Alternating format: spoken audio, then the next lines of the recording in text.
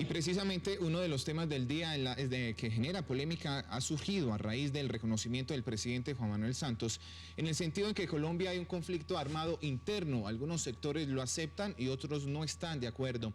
El expresidente Álvaro Uribe Vélez de inmediato, mediante Twitter, rechazó la posición del presidente Santos y aseguró que en nuestro país lo que hay es una suma de agresión terrorista y que esto podría legitimar a los grupos violentos. Para tratar este espinoso tema tenemos en el estudio de Cable Noticias al experto, escritor, profesor y defensor de derechos humanos Fernando Vargas Kemba, con quien vamos a analizar este importante caso. Pues, profesor Vargas, bienvenido a Cable Noticias y de inmediato le pregunto, ¿hay conflicto interno en Colombia, sí o no?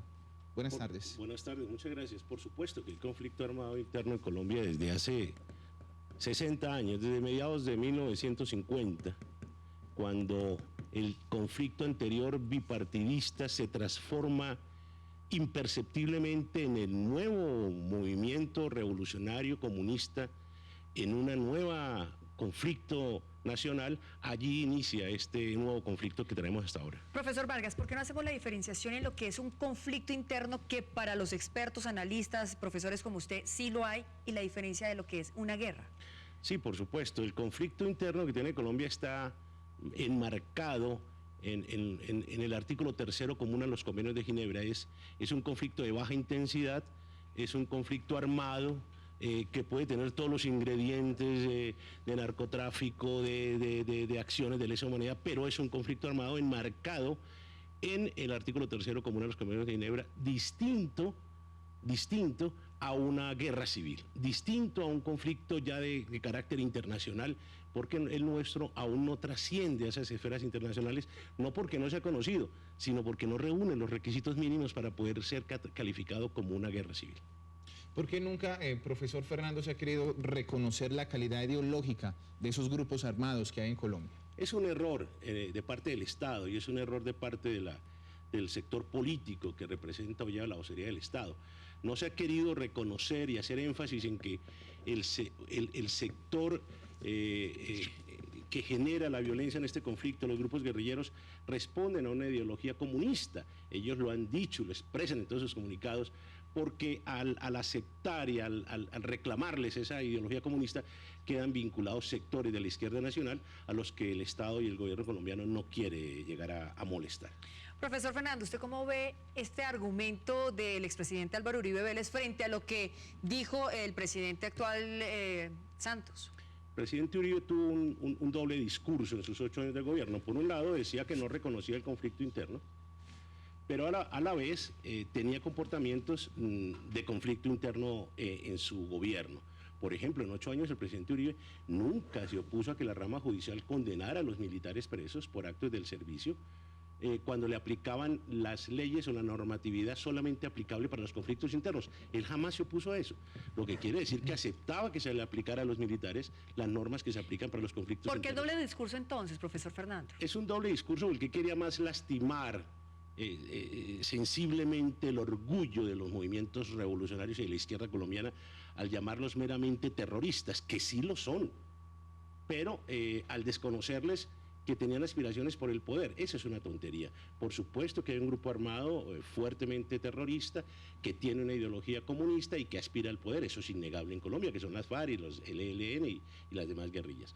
Negarles esa condición es no reconocer, ni siquiera poder tener acceso, no poder permitirle al pueblo colombiano que identifique el peligro que se cierne sobre nuestro país, porque si estos grupos llegaran al poder, nos aplicarían un sistema de gobierno absolutamente genocida, totalitario y dictatorial como el que tiene Cuba en este momento. Profesor Fernando, ¿qué son las beligerancias? Y le pregunto esto para ir a una siguiente pregunta. ¿Son las guerrillas colombianas beligerantes actualmente? Esa es la confusión más grande que ha habido en Colombia y se ha prestado a una manipulación de sectores que juegan con esta terminología y que manipulan porque tienen un monopolio exclusivo de esas cátedras a nivel universitario. Mire, la beligerancia es un estatuto internacional que se le reconoce a ciertos grupos armados que aspiran al poder.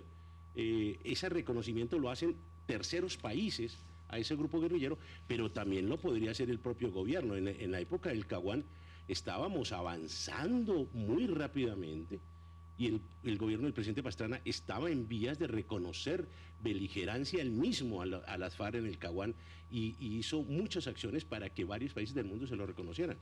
Ese reconocimiento de beligerancia es sumamente grave para Colombia. Las guerrillas colombianas no tienen estatuto de beligerantes. Eso ¿Se podría decir, perdón, yo lo interrumpo, que el presidente Santos le dio un estatuto de beligerancia a la guerrilla de las FARC con el pronunciamiento? No, de ninguna manera, son cosas distintas. Se le da estatuto de beligerancia, o sea, de reconocimiento de fuerza armada igual al ejército de Colombia, con lo cual quedaría por fuera de las leyes colombianas, con lo cual las guerrillas colombianas no podrían ser juzgadas con el Código Penal nuestro, serían casi un paraestado dentro del Estado nuestro.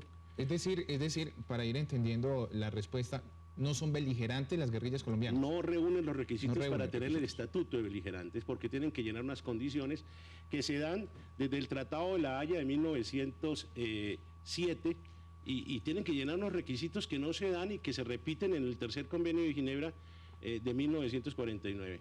Profesor Fernando, ¿y cómo es el estatuto del combatiente? Viene pegado al estatuto de beligerante. El estatuto de combatiente necesita, o sea, aquí se le regaló a la guerrilla y a cuanto grupo criminal aparece en Colombia, los periodistas desafortunadamente, pero también la academia muy laxamente le regala el calificativo de combatiente a cuanto persona que porta un fusil. Entre otras cosas, la Cruz Roja colombiana, la Cruz Roja Internacional lo ha dicho en repetidas ocasiones desde hace varios años, que el hecho de portar un fusil en un grupo armado ya es un combatiente. Eso es un error y una equivocación. ¿Por qué, profesor? Será un bandido, pero no un combatiente. El combatiente es un estatuto internacional también que va anexo al reconocimiento de beligerancia. Para llamarse combatiente se necesita cumplir con unos requisitos en los tratados internacionales que las guerrillas colombianas no los cumplen. Por ejemplo, tener un mando responsable de sus subordinados, llevar las armas permanentemente a la vista, portar insignias que sean reconocidas a distancia por la población civil y, por último, respetar todas las normas del derecho internacional.